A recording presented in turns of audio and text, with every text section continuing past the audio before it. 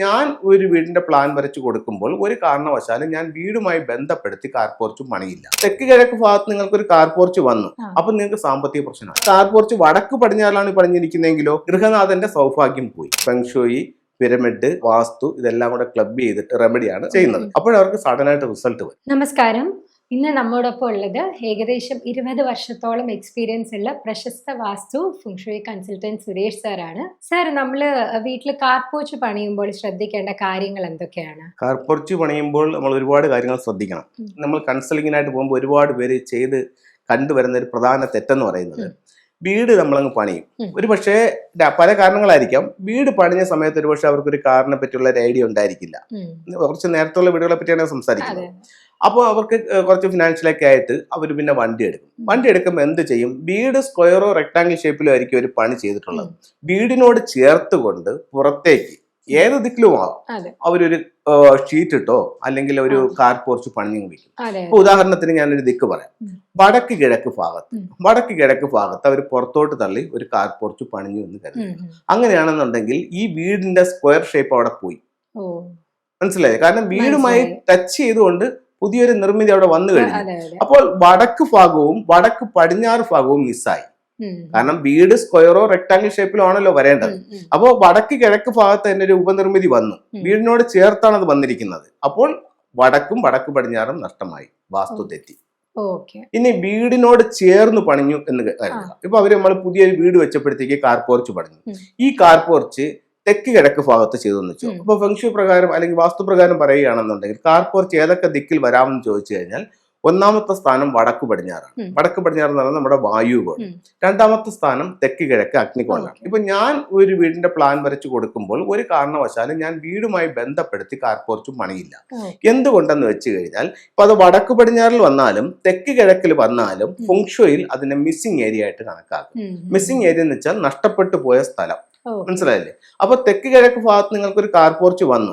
Car porch വന്നപ്പോൾ നിങ്ങളുടെ വീടിന്റെ ഷേപ്പ് എടുക്കുമ്പോൾ തെക്ക് കിഴക്ക് ഭാഗത്തിന് മിസ്സിംഗ് ഏരിയ ആയിട്ടാണ് ഫെങ്ഷുയിൽ കണക്കാക്കുന്നത്. അത് തെക്ക് കിഴക്കിന്റെ സൗഭാഗ്യം എന്ന് പറയുന്നത് സമ്പത്താണ്. അപ്പൊ നിങ്ങൾക്ക് സാമ്പത്തിക പ്രശ്നമായി. അപ്പൊ സാമ്പത്തിക പ്രശ്നമായി. ഇതേ സമയം നിങ്ങൾ ആ കാർ പോർച്ച് വടക്ക് പടിഞ്ഞാറാണ് പണിഞ്ഞിരിക്കുന്നതെങ്കിലോ വടക്ക് പടിഞ്ഞാറ് മിസ്സിംഗ് ആയി. വടക്ക് പടിഞ്ഞാറ് മിസ്സിംഗ് ആകുമ്പോൾ വടക്ക് പടിഞ്ഞാറിന്റെ ദിക്കിന്റെ അധിപൻ ആരാണ്? ഗൃഹനാഥനാണ്. ഗൃഹനാഥന്റെ സൗഭാഗ്യം പോയി. മനസ്സിലായില്ലേ? അപ്പൊ അത് ഇങ്ങനെയുള്ള പ്രശ്നം ഉണ്ടാവും.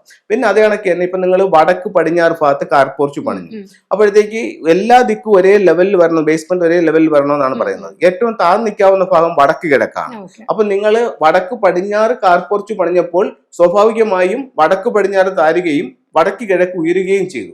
അത് തെറ്റിയില്ലേ? അപ്പൊ സൗത്ത് വെസ്റ്റിൽ വന്നു കഴിഞ്ഞാൽ നമുക്ക് സൗത്ത് വെസ്റ്റ് എന്ന് പറയുമ്പോഴത്തേക്ക് പറഞ്ഞു കഴിഞ്ഞാൽ അതിലാണ് ഏറ്റവും വലിയൊരു മിസ്റ്റേക്ക് അവിടെ വന്നിരിക്കുന്നത്. ഇപ്പൊ പടിഞ്ഞാറ് ദർശനമുള്ളയോ അല്ലെങ്കിൽ തെക്ക് ദർശനമുള്ളയോ വീടുകളെ സംബന്ധിച്ചിടത്തോളം ഒരുപാട് പേര് തെക്ക് പടിഞ്ഞാറ് ഭാഗത്ത് കാർ പോർച്ച് പണിഞ്ഞിട്ടുണ്ട്. തെക്ക് പടിഞ്ഞാറ് ഭാഗത്ത് കാർ പോർച്ച് പണിയുമ്പോൾ വീടുമായി ബന്ധപ്പെടുത്തി ചെയ്തെന്ന് തന്നെ കരുതുക. തെക്ക് പടിഞ്ഞാറ് ഭാഗത്ത് കാർ പോർച്ച് പണിയുമ്പോൾ തെക്ക് പടിഞ്ഞാറ് ഭാഗം മിസ്സിംഗ് ആയില്ലേ? തെക്ക് കിഴക്ക് കാർ പോർച്ച് പണിഞ്ഞപ്പോൾ തെക്ക് കിഴക്ക് മിസ്സിംഗ് ആയെന്ന് പറഞ്ഞു. വടക്ക് പടിഞ്ഞാറ് ചെയ്തപ്പോൾ വടക്ക് പടിഞ്ഞാറ് മിസ്സിംഗ് ആയെന്ന് പറഞ്ഞു. അതേപോലെ തന്നെ നിങ്ങൾ തെക്ക് പടിഞ്ഞാറ് ഭാഗത്ത് കാർ പോർച്ച് പണിഞ്ഞപ്പോൾ വീടിനെ സ്ക്വയറോ റെക്ടാങ്കിൾ ഷേപ്പിലോ എടുക്കുമ്പോൾ തെക്ക് പടിഞ്ഞാറ് എന്ന് പറയുന്ന ദിക്ക് മിസ്സിംഗ് ആയി. ഒരു വീടിനെ സംബന്ധിച്ചിടത്തോളം ഏറ്റവും ഉയർന്നു നിൽക്കേണ്ടതും അടഞ്ഞു നിൽക്കേണ്ടതുമായിട്ടുള്ള സ്ഥലം ഏതാണ്? തെക്ക് പടിഞ്ഞാറാണ്. അതായത് കന്നിമൂലയാണ്. അപ്പൊ ആ കന്നിമൂല താരുകയും താന്നല്ലേ വണ്ടി ഇട്ടിടാൻ പറ്റും. ബേസ്മെന്റിൽ നിന്ന് താന്ന് കിടക്കണ്ടേ? തെക്ക് പടിഞ്ഞാറ് തുറക്കുകയും ചെയ്തു. തുറക്കുമ്പോഴത്തേക്ക് ഈ വീടിനെ സംബന്ധിച്ചിടത്തോളം ഭയങ്കര ഫിനാൻഷ്യൽ പ്രശ്നം ഉണ്ടാവും. എത്ര പൈസ വന്നാലും പൈസ ഒരു പക്ഷെ ഒരു ശരിക്ക് വരുന്ന വീടായിരിക്കും, പക്ഷെ വരുന്നതിന്റെ ഇരട്ടി. ഒരുപാട് ആൾക്കാർ കൺസൾട്ടിംഗ് ചെയ്യുമ്പോൾ പറയുന്നുണ്ട്, സാറേ 1 ലക്ഷം രൂപയും കൊണ്ട് വീട്ടിൽ വന്ന് കയറി കഴിഞ്ഞാൽ വൈകിട്ടാകുമ്പോഴത്തേക്ക് എങ്ങോട്ട് പോയെന്ന് അറിയത്തില്ല. സംഭവം കന്നിമൂല തുറന്ന് കിടക്കുകയാണ്. ഇവര് തന്നെ വഴി വെട്ടി ഇട്ടുകൊടുത്തിട്ടുണ്ട്. എന്നിട്ട് എങ്ങോട്ട് പോയെന്ന് അറിയത്തില്ല. ഇവര് അറിയുന്നില്ല. പലർക്കും ഇത് അറിയത്തില്ല. ഇത് ഒരുപാട് ബിസിനസ്സുകാരെന്ന് പറഞ്ഞാൽ പൊട്ടി നാമാവശേഷമായിട്ടുള്ള ഒരുപാട് ആൾക്കാർ. പിന്നെ അവർക്ക് ഒരുപക്ഷെ കൺസൾട്ടിങ്ങിന് പോലും പൈസ ഇല്ലാത്തൊരു അവസ്ഥ വന്നിട്ടുണ്ടാവും.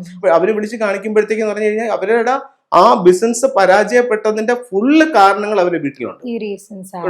ഇപ്പൊ ഞാൻ കൺസൾട്ടിങ്ങിനായിട്ട് പോകുമ്പോഴത്തേക്ക് പറഞ്ഞു കഴിഞ്ഞാൽ നേരത്തെ പോകുമ്പോഴത്തേക്ക് വീട്ടുകാരുടെ ഡേറ്റ് ഓഫ് ബർത്തും കൂടെ വാങ്ങിക്കുമായിരുന്നു. ഇപ്പോഴും ഡേറ്റ് ഓഫ് ബർത്ത് വാങ്ങിക്കുന്നുണ്ട്, പക്ഷെ ആദ്യം വാങ്ങിക്കില്ല.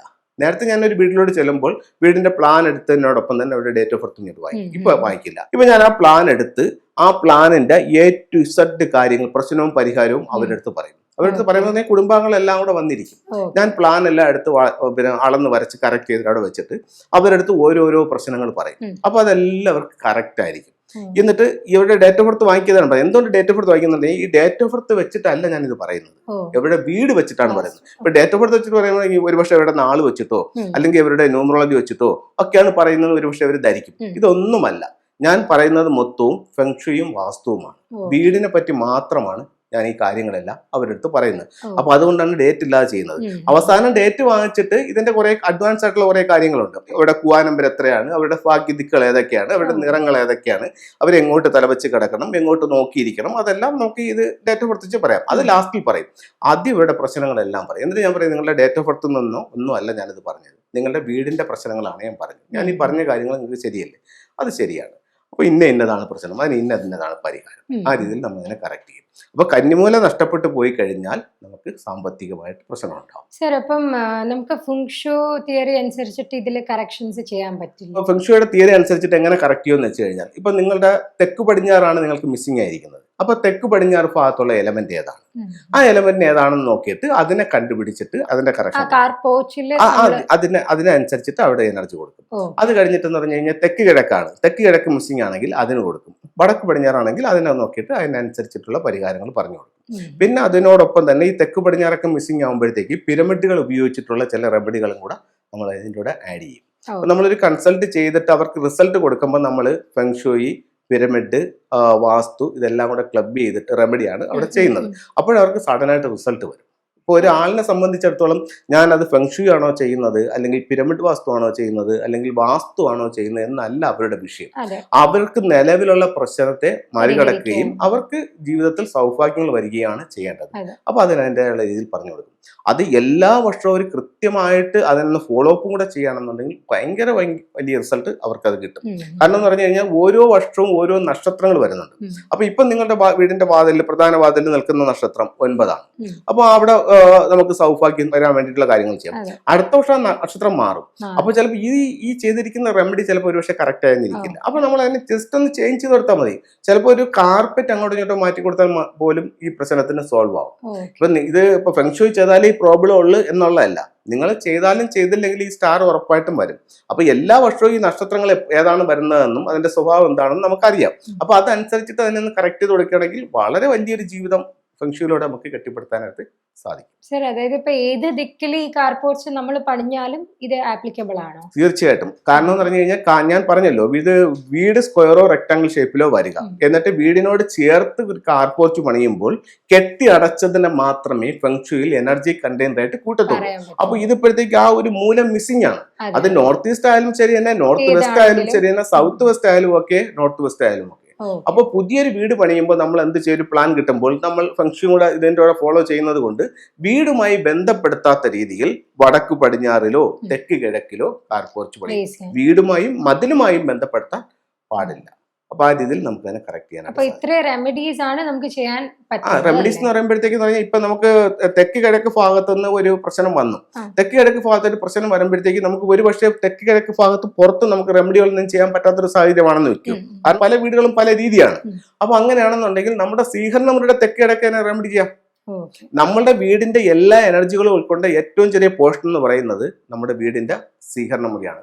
നമ്മുടെ വീടിന്റെ സ്വീകരണ മുറിയിൽ വെക്കുന്ന ഏതൊരു ടൂളും നമ്മളെ കറക്റ്റായിട്ട് എഫക്ട് ചെയ്യും. അതിപ്പോഴത്തേക്കെന്ന് പറഞ്ഞാൽ ഇപ്പൊ നിങ്ങൾ ഇത് വിശ്വാസം ഉണ്ടായിട്ടോ ഇല്ലായിട്ടോ എന്ന് വെച്ചോ, ഇപ്പൊ നിങ്ങൾ ഒരു വീടിനെ സംബന്ധിച്ചിടത്തോളം ഒരു തെക്ക് പടിഞ്ഞാറ് ഭാഗത്ത്, ഒരു സ്വീകരണ മുറിയുടെ തെക്ക് പടിഞ്ഞാറ് ഭാഗത്ത് നിങ്ങൾ ഒരു അരയണത്തിന്റെ സ്റ്റാച്ചു കൊണ്ട് വെക്കുകയാണ്. തെക്ക് പടിഞ്ഞാറ് എന്ന് പറയുന്നത് കപ്പിൾസിന്റെ ഏരിയയാണ്, മനസ്സിലായല്ലേ? അപ്പൊ അവിടെ നമ്മൾ വെക്കേണ്ടത് ജോഡിയാണ്. ഒരു ജോഡി അരയന്നങ്ങളാ വെക്കേണ്ടത്. സിംഗിൾ ആയിട്ട് വെക്കുമ്പോഴത്തേക്ക് ജീവിതത്തിൽ നമ്മൾ ഒറ്റപ്പെട്ടു പോകും. ചിലപ്പോൾ നമ്മൾ എന്നും വീട്ടിൽ ഒറ്റയ്ക്കായിരിക്കും, ഭർത്താവ് വിദേശത്തായിരിക്കും. അപ്പൊ അത്തരത്തിലുള്ള കാര്യങ്ങൾ, അപ്പൊ സിംബോളിക് ആയിട്ടുള്ള ഏതൊരു രീതിയും. പിന്നെ ചില വീടുകളിൽ തോക്കിന്റെ ചിത്രങ്ങൾ, അല്ലെങ്കിൽ തോക്ക്, അല്ലെങ്കിൽ വാള്, അങ്ങനെയുള്ള ചിത്രങ്ങളുടെ പടങ്ങൾ, രക്തച്ചൊരിച്ചിലുണ്ടാവുന്ന ചിത്രങ്ങൾ, ഇതൊക്കെ വെക്കും. ഇതൊക്കെ ഉറപ്പായിട്ട് നമ്മുടെ ജീവിതത്തെ ബാധിക്കും. അതാണ് പിന്നെ കിഴക്ക് ഭാഗം ഫംഗ്ഷൻ എന്ന് പറയുമ്പോഴത്തേക്ക് ഒരു ആരോഗ്യത്തിന്റെ ദിക്കാണ്. അപ്പൊ ഈ കിഴക്ക് ഭാഗത്ത് നമ്മൾ ഒരു ഉണങ്ങിയ മരത്തിന്റെ ചിത്രം നമ്മൾ ഹാങ് ചെയ്യുന്ന വെച്ചു, ഉറപ്പായിട്ട് ആ വീട്ടിൽ ഹെൽത്ത് പ്രോബ്ലം ഉണ്ടാവും. കിഴക്കെന്ന് പറയുന്ന അത് ആരോഗ്യത്തിന്റെ ദിക്കാണ്. അവിടുത്തെ എലമെന്റ് എന്ന് പറയുന്നത് വുഡ് എലമെന്റ് ആണ്. അപ്പൊ ആ വുഡ് അവിടെ എന്ത് ചെയ്തിരിക്കുന്നു, ഉണങ്ങിപ്പോയതായിട്ട് സിംബോളിക്കായിട്ട് നമ്മളവിടെ കാണിച്ചിരിക്കുകയല്ലേ. അത് നമ്മുടെ ലൈഫിലേക്ക് വരും, നമ്മുടെ ഹെൽത്തും വീക്കാവും. മനസ്സിലായില്ലേ? അങ്ങനെ ഓരോന്നിനും വ്യക്തമായിട്ടുള്ള കാരണങ്ങളുണ്ട്. ഞാൻ കേട്ടിട്ടുള്ളതാണ്. ഇപ്പൊ കാർ പോർച്ച് നമ്മൾ പണിഞ്ഞു, നമ്മൾ ആ ഒരു ഏരിയയില് പ്രശ്നങ്ങൾ ഉണ്ടായി, നമ്മൾ റെമഡീസ് കൊണ്ടുവന്ന് കറക്റ്റ് ചെയ്തു. ഇതല്ലാത്ത പക്ഷം നമ്മൾ വെഹിക്കിളില് എന്തെങ്കിലും സിംബോളിക് ആയിട്ടുള്ള ടൂൾസോ ഒക്കെ കൊടുത്ത് കറക്ഷൻ ചെയ്യാൻ പറ്റും? തീർച്ചയായിട്ടും. അപ്പോഴത്തേക്കും ചിലർ പറയുന്നുണ്ട്, ഇപ്പൊ ഞാൻ ഒരു പുതിയ വണ്ടി വാങ്ങിച്ചപ്പോഴത്തേക്ക് അതിനകത്ത് ദൃഷ്ടിയുണ്ട്, അല്ലാന്നുണ്ടെങ്കിൽ എനിക്ക് ആ വണ്ടിക്കകത്ത് കൃത്യമായിട്ട് ഓടിക്കാൻ പറ്റുന്നില്ല, അല്ലെങ്കിൽ നിരന്തരം ചെറിയ ചെറിയ ഉരസലുകൾ തട്ടലുകളൊക്കെ വരുന്നുണ്ട്. അപ്പൊ നമുക്ക് കാറിനകത്ത് സൂക്ഷിക്കാവുന്നതായിട്ടുള്ള പിരമിഡ് ടൂൾസുകളുണ്ട്. ഒന്നെന്ന് പറയുന്നത് കാർ പിരമിഡ് എന്ന് പറഞ്ഞിട്ട് ഒരു ക്രിസ്റ്റലിന്റെ പിരമിഡ് ഉണ്ട്. അത് നമുക്ക് ഏത് വെഹിക്കിൾ ആയാലും അതിനകത്ത് വെച്ച് ഉപയോഗിക്കുകയാണെന്നുണ്ടെങ്കിൽ നമുക്കത് പ്ലേസ് ചെയ്യാവുന്നതാണ്. ഒരുപാട് നാളായിട്ട് നമുക്ക് വണ്ടി എടുക്കാൻ പറ്റുന്നില്ല, വണ്ടി എടുക്കുമ്പോൾ ഒരു പേടിയുണ്ടെന്ന് പറഞ്ഞിട്ട് പിരമിഡ് വെച്ചിട്ട് നമുക്ക് കൃത്യമായിട്ട് വണ്ടി ഉപയോഗിക്കാനായിട്ട് സാധിക്കുന്നുണ്ട്. അതേപോലെ തന്നെ ഫ്രണ്ടിൽ നമുക്ക് ബ്ലൂ ഐ ഹാങ് ചെയ്യാം. അപ്പൊ മറ്റുള്ളവരുടെ ദൃഷ്ടി തട്ടാതിരിക്കാനായിട്ടും നല്ലൊരു ടൂളായിട്ട് ഫംഗ്ഷനിൽ കണക്കാക്കുന്നു. കണ്ടുകൊണ്ടിരിക്കുന്ന പ്രേക്ഷകർക്ക് എവിടെയാണ് നമ്മൾ കാർ പോർച്ച് പണിയാൻ ഉചിതം, ഇൻ കേസ് പണിഞ്ഞു പോയി എങ്കിൽ നമുക്ക് ടൂൾസ് ഉപയോഗിച്ച് കറക്റ്റ് ചെയ്യാം. അത് വെഹിക്കിൾസിലും പ്ലേസ് ചെയ്യാവുന്നതാണ്, ഒരു പോസിറ്റീവ് എനർജി കൊണ്ടുവരാൻ. അപ്പോൾ തുടർന്നുള്ള ഡൗട്ടുകൾ ഉണ്ടെങ്കിൽ സാറിനെ കൺസൾട്ട് ചെയ്യുക, നിങ്ങളുടെ ഡൗട്ട്സ് ക്ലിയർ ചെയ്യുക. അതുമാത്രമല്ല, ഞങ്ങളുടെ തുടർന്നുള്ള എപ്പിസോഡ്സും കാണുക. ഇന്നത്തെ എപ്പിസോഡ് ഇവിടെ വൈൻഡപ്പ് ചെയ്യുന്നു.